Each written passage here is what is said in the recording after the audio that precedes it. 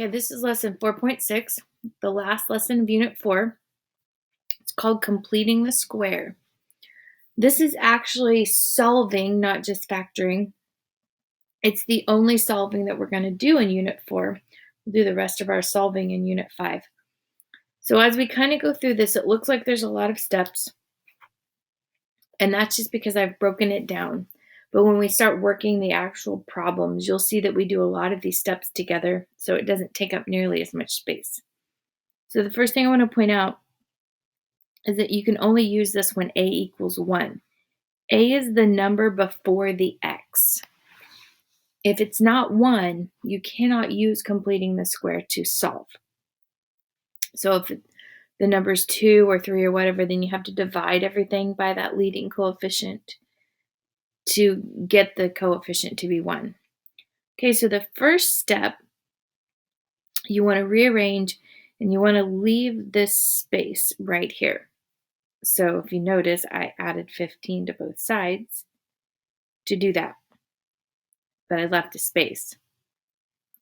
Then you take this middle term, the 14, you divide it by 2. So this 14 came right here. You divide it by 2 and you square it. Then you add that to both sides. And then you need to factor. To factor, you're going to take the square root of the first, which is x, the square root of the last, which is 7, and the sign of the middle. And then 15 plus 49 is 64. Then you want to take and make sure you have that as squared right here. Then you want to take the square root of the left and the square root of the right, and that cancels, leaving x plus 7, and the square root of 64 is 8, but it can be plus or minus 8. So then you have two answers. You have x plus 7 equals 8, and x plus 7 equals negative 8.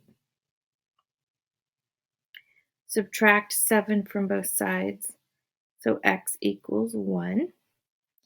And subtract 7 from both sides, so x equals negative 15.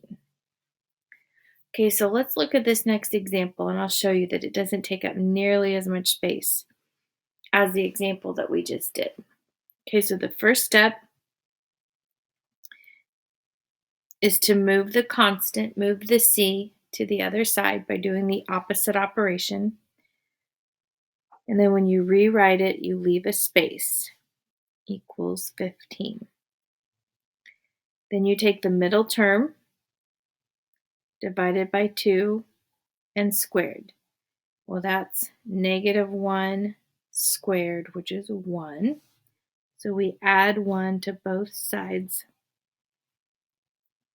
Then we factor. We have the square root of x, the square root of 1, the sign of the middle, and all of that is squared. And 15 plus 1 is 16. Then you square root both sides, and that cancels the x minus 1 squared out. So you get x minus 1 equals plus or minus 4, because the square root of 16 is 4. So now we have two problems. We have x minus 1 equals a positive 4, and x minus 1 equals a negative 4. So when we add 1 to both sides, x equals 5. And when we add 1 to both sides, x equals negative 3. Two answers. Okay, so let's look at, oops, erase this one. Let's look at this problem right here. So I'd like to point out that this one doesn't have a leading coefficient of 1. It has a 2 before the x. And remember, we said that it doesn't work if it doesn't have a 1. So we have to divide everything by 2. So we get x squared plus 2x leave a space, 35.